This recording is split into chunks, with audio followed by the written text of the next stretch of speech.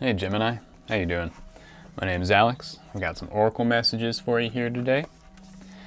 And during my meditation for you, before I turned on the camera, what I got was a sense of a lot of pressure in my right hand. And then I saw a right hand kind of in my mind's eye.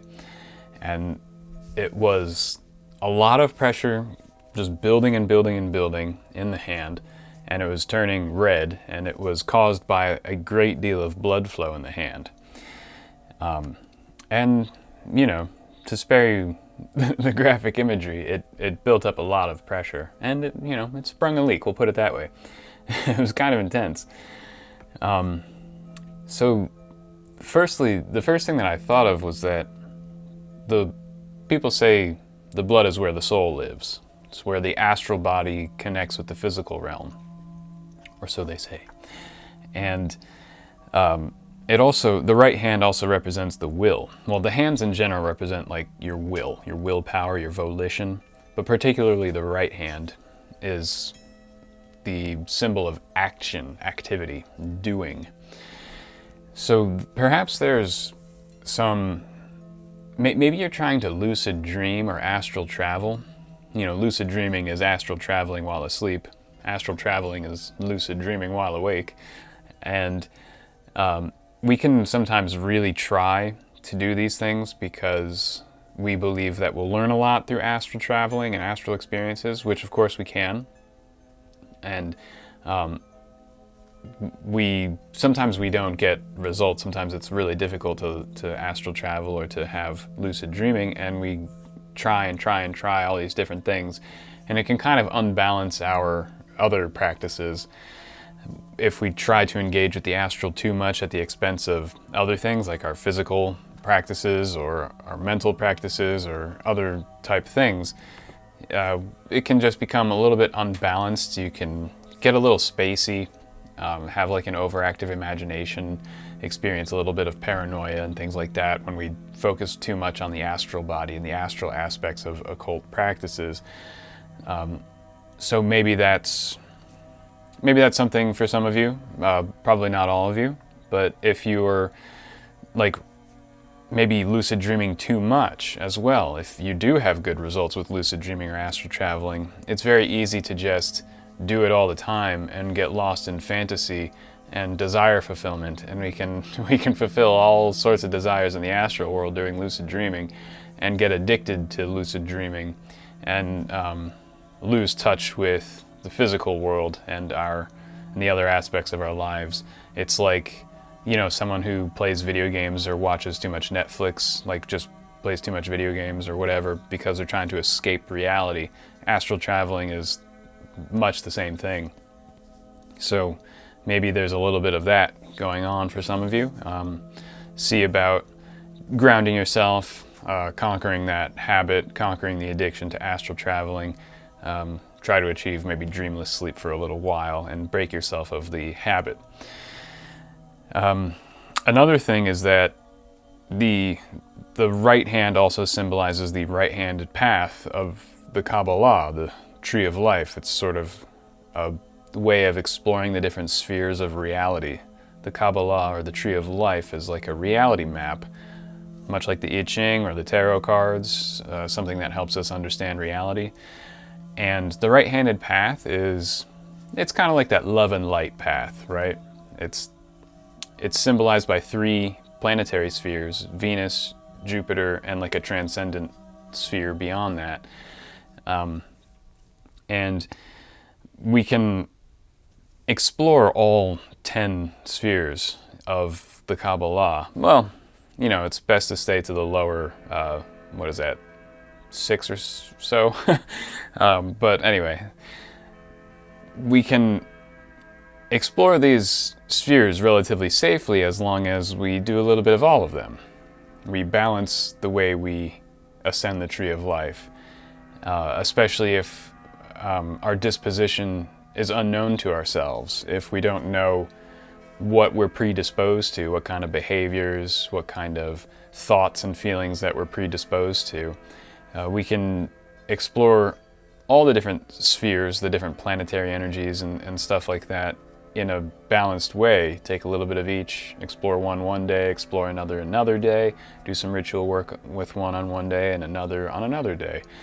And if we get really just into like, I'm just gonna be with Venus for like my whole life, or just Jupiter my whole life, that can work for some people depending on the disposition, because that might be balanced. Like someone who really wants to stick in the Jupiter sphere for a really long time could be because they have an overabundance of Martian energy and they need to balance it out with like some Jupiter energy, something like that. And so it might be okay as long as it's balanced, as long as it's balancing out some disposition. If we don't know our disposition, or if our disposition is already in balance, and we stick with one or two planetary spheres for longer than we should, we can basically stagnate and stunt our growth, or just do too much in that sphere. And it can sometimes be like the law of diminishing returns. And that's like best case scenario is that your spiritual practices just kind of stop. Worst case scenario is that you just lose touch with reality, and you lose touch with other parts of yourself that you could be developing, and you're overdeveloping in one way.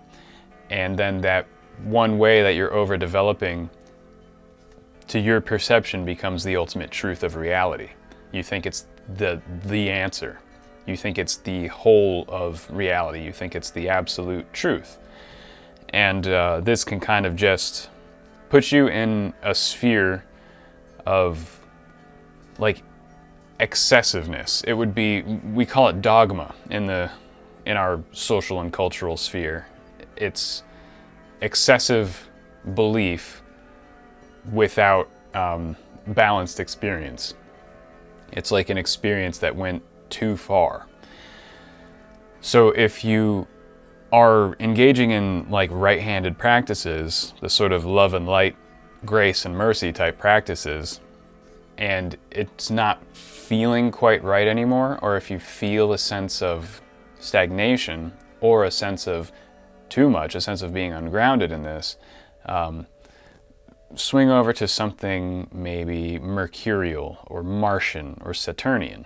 I know those aren't very appealing energies to a lot of people, but they're very balancing, and they can have a good effect. You know, they're there for a reason. I know a lot of people are afraid of those three spheres, but they're not all that bad, and they definitely can help you balance out if you're like just way too much on the right-handed path. And we see a lot of that today, a lot of right-handed path stuff, where people just want to stay in that love and light to the point where it got a name. It's now called toxic positivity. That's sort of the meme or the cliche word for it. So avoid that if you can.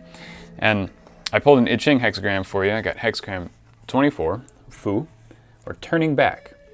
And you can see there's one yang line here and the rest are all yin. So what's happening here is that this yin line, moved all the way up to the top, got to the extreme, and is now starting back at the bottom again. So here we have the winter solstice, when the sun begins its climb, its ascent, when the days start getting longer again after the days have been getting shorter and shorter, and then you have a few days of darkness, of the shortest days, then the days start getting longer and longer as the sun reaches its height. So when something gets to its extreme, it reverts back to its opposite, or to its origin. So the sun is returning back to its origin. You are beginning a new cycle after going to an extreme. And this is a good thing, because when you notice you've gone to an extreme, turning back brings a lot of good fortune. Returning, swinging back to the opposite, it brings balance, it brings good health, it brings a new cycle, and it's in accord with the laws of nature. These cycles, these turning backs, returning to the origin, swinging to the opposite. A pendulum swings only so far, and then it reaches a point where it stops, and then it swings back to its opposite side, and back and forth it goes. And humanity cannot stop that. It's a law of nature. So this cycle that you're beginning again is totally natural. It's part of the Tao of heaven and earth. It's going according to the natural flow of things, and no human being can interrupt it or alter it, which is a good thing. It's kind of like a hands-off time and just allowing this cycle to begin again, and you move forward without any obstruction. Any obstruction is out of the way. You know, the darkest days are behind you, and you're moving forward now. Whatever obstructions were there are gone. The light that was banished is returning, and there's a new sense of enthusiasm and vigor. And there's a bit of a catch with these natural cycles. It's not really a catch so much as it can be seen as an opportunity, where those things that you haven't learned will be repeated until you learn them. And so the pendulum will swing back and forth, or, you know, the summer solstice and the winter solstice will keep going and going and going in the cycle. And whatever you need to learn will be repeated as long as you haven't learned it or become aware of it. Now there's another more Taoist interpretation of this hexagram. There's a quote from the the Tao Te Ching. When 10,000 beings rise and fall, watch their returning. So this is the idea that you might not be involved in this cycle. This could be a different interpretation for others of you, that you are witnessing a cycle, witnessing other people.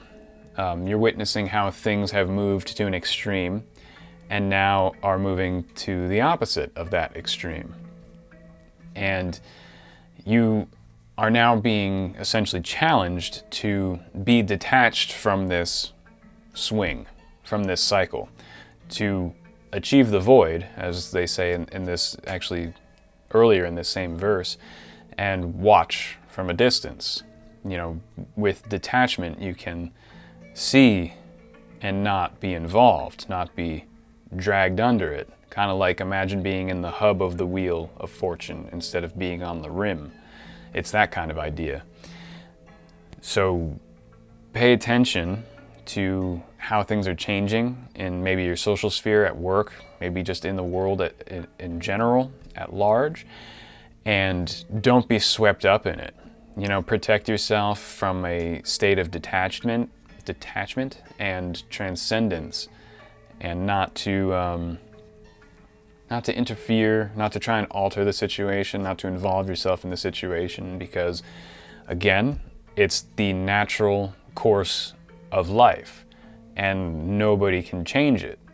As much as we think we can resist things like this or alter things like this, we really can't. It's part of human life, and humans in general, in larger groups, also repeat things that they have not learned.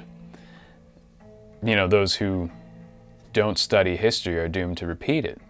And it is what it is. That's just life. And it's important that we make sure we don't get ulcers about this stuff. This stuff happens all the time, in the workplace, in society, in our social groups, in our families, whatever it might be. Just life swings back and forth. And the people who are involved in that swing are generally, now this is going to sound a bit derisive maybe, or disdainful. I don't mean it in such a way, I'm just trying to be objective.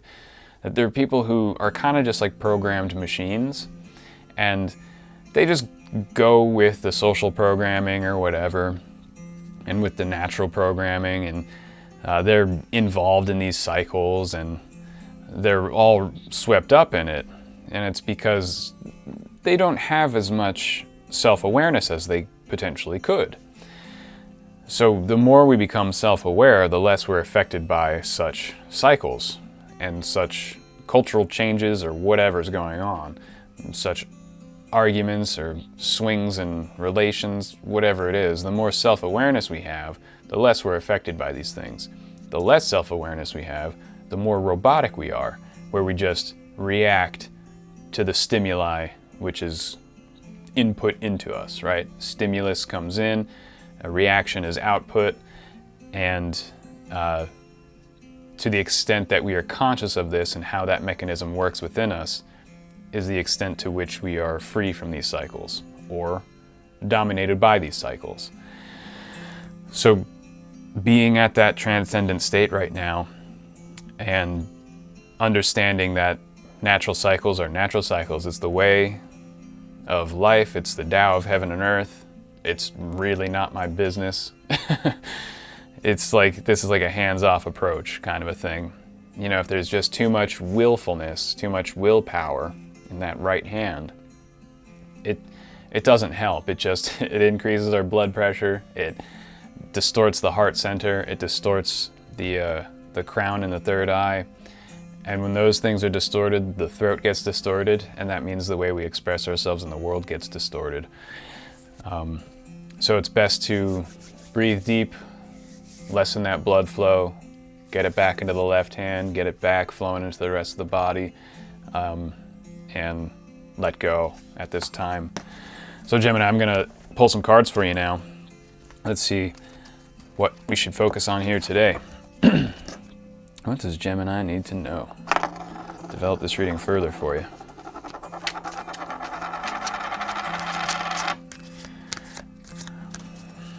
It's pointing at me, not any of the symbols. Let's spin that again. What does Gemini need to know?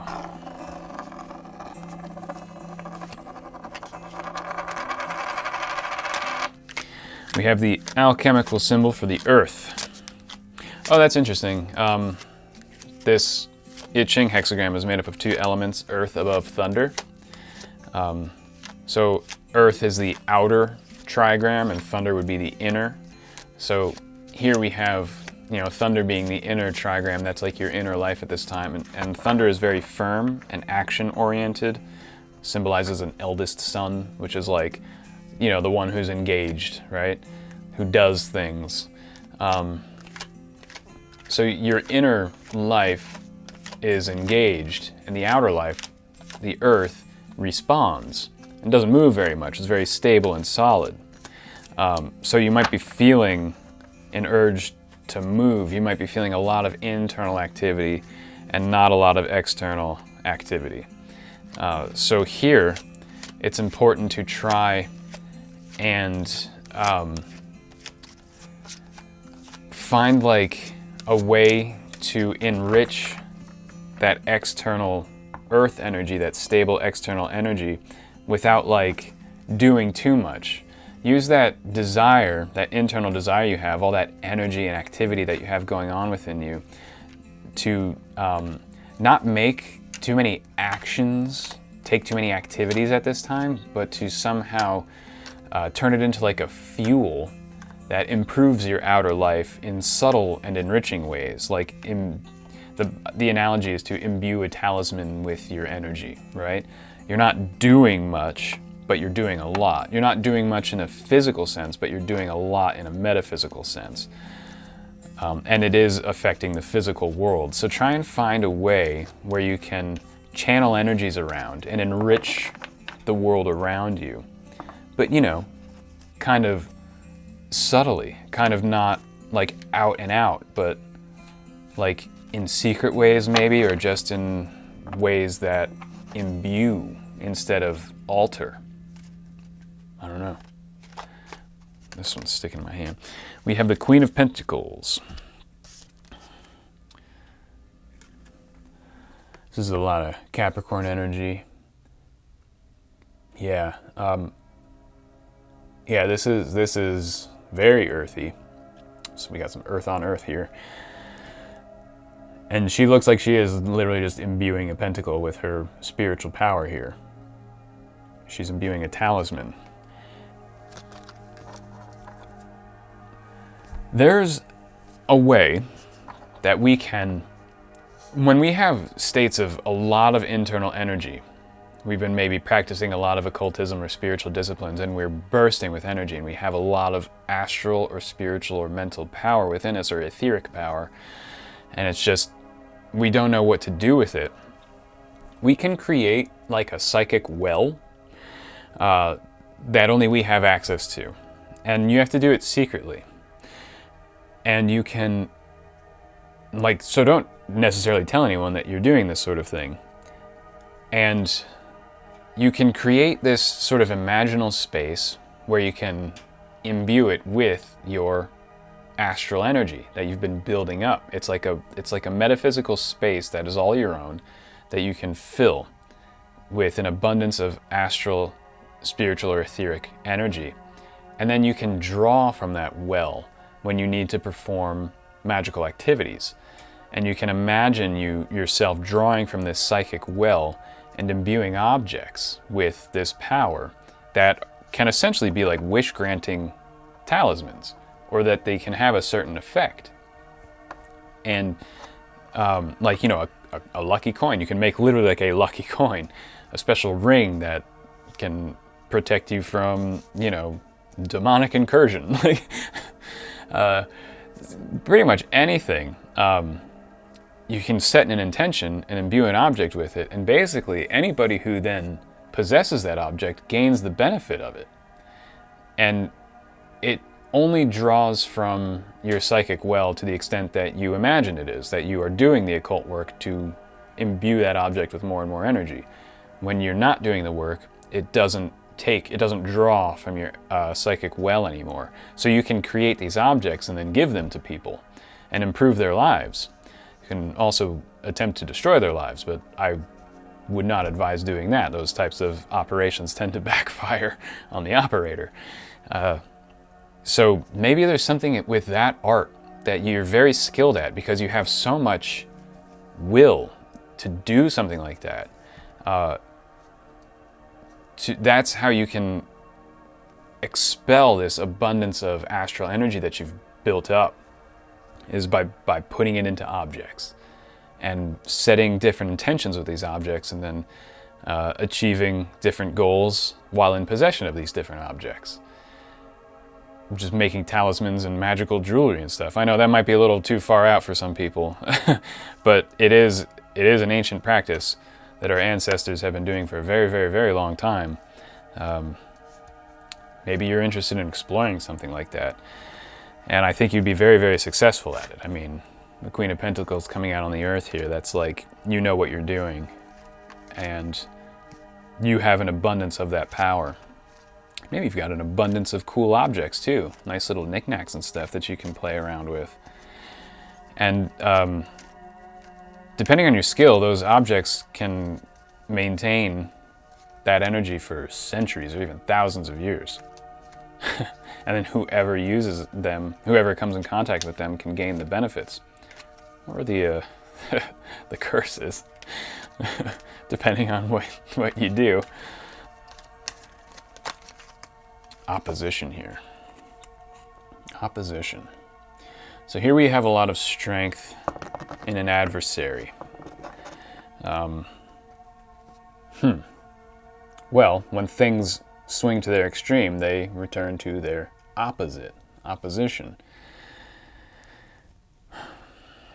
I think you're going to have to come into contact with the opposite of the energy that you've been developing within yourself.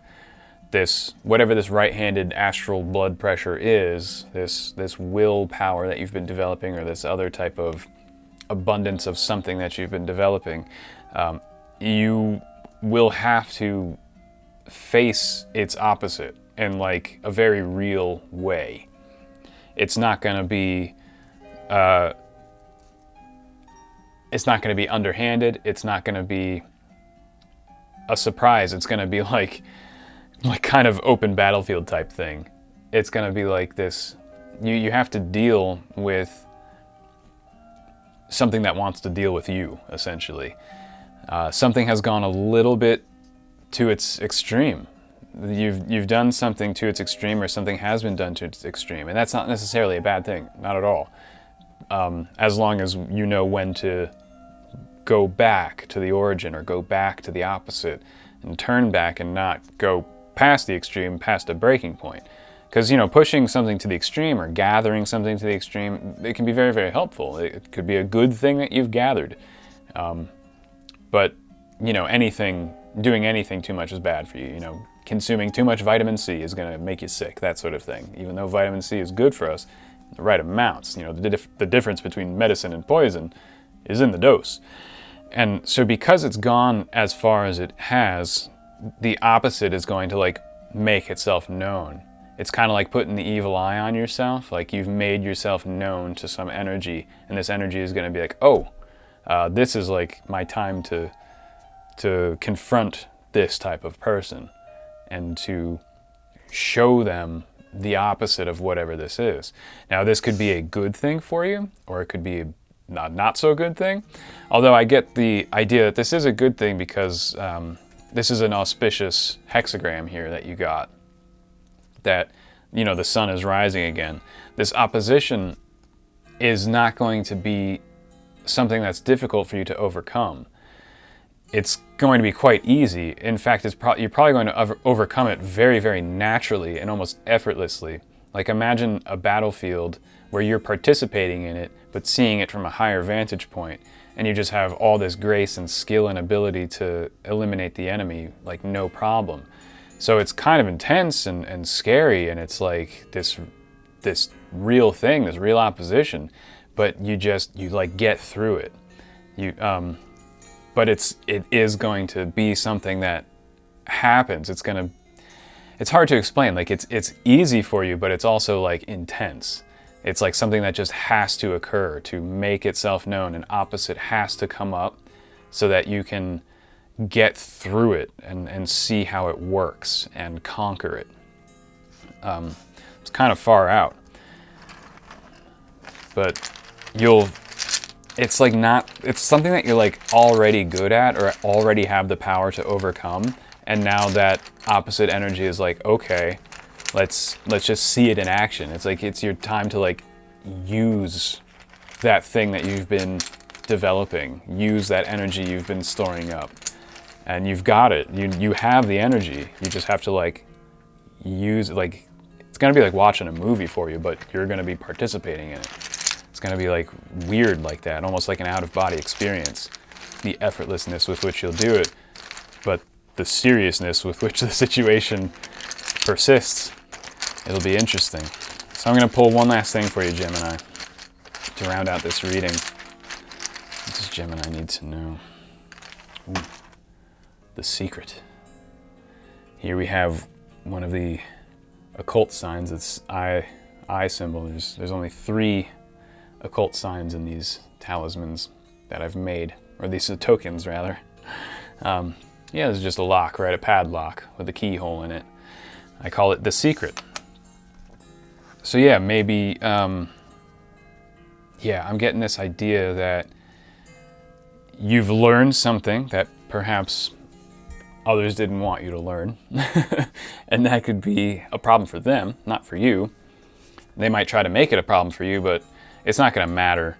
You know, it's one of those things that like, you can't unring the bell, like too little too late for them, like you're fine. And they might get all huffy and in your face about it or whatever, but then they're just gonna exhale it all and it's all just gonna be hot air and it's not actually gonna be a problem. For others, this is an esoteric secret you've discovered, a new practice, again with the talismanic magic, something along those lines of energy accumulation and how to then use it.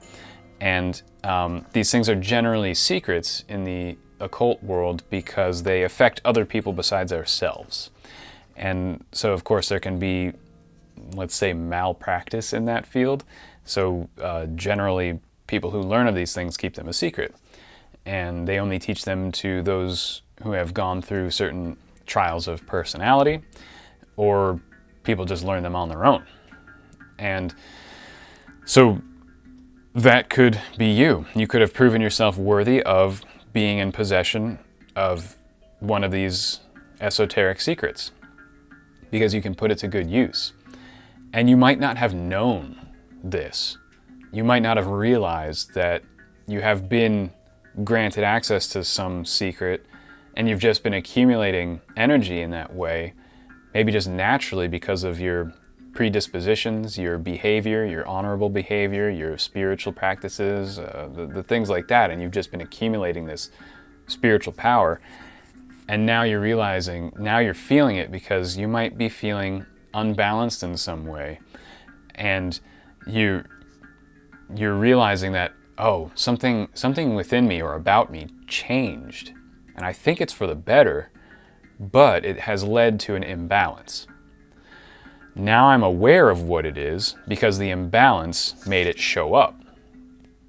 Because it became imbalanced, it is now in opposition to my healthy, balanced life. Now this is a good thing that has put me out of balance, but it's not good to be out of balance. So now you need to take that secret and balance it and ground yourself and find a way to ground all that energy and put it to good use. And I think you'll have no problem doing that, because when things go to their extreme and the opposite is made known, you know, you can know a thing and then immediately you'll know its opposite. As soon as you really get into the essence of something, because all things have their opposite, you don't need to learn about what the opposite is. You'll just know what it is. Once you fully understand one thing, the opposite of that thing becomes clear to you. And you'll know exactly how to balance it because you'll know about the opposite. So you won't have to do all this new learning and stuff. Oh, I have to learn about the opposite to balance it. No, just pay attention to what you just learned about the thing that put you out of balance. Explore that thing intellectually, or however, emotionally, whatever, physically, in any way to understand it, and imagine and extrapolate what the opposite of all that would be, and then you can apply it and balance yourself that way. And that's generally a lot quicker than having to do a lot of work. Going back to my other example, let's say you're completely full of Jupiterian energy and you want to balance that with Martian energy. You don't need to start studying Martian energy or reading Martian books or anything like that. You can just focus on Jupiter, think about it, meditate on it, and then think like, okay, what are the opposite qualities of that? And you'll find that all those opposite qualities are Martian qualities. And boom, you just saved yourself like weeks of reading books and stuff. You know what I mean? So I think you'll intuitively put yourself back into balance here. Very cool. And you'll ground yourself while doing it. You'll discharge that energy by putting it to good use. So Gemini, I think that's all the Oracle and I have for you today. Thank you so much for hanging out with me. I always appreciate you stopping by. I wish you all the best, and I'll see you next time.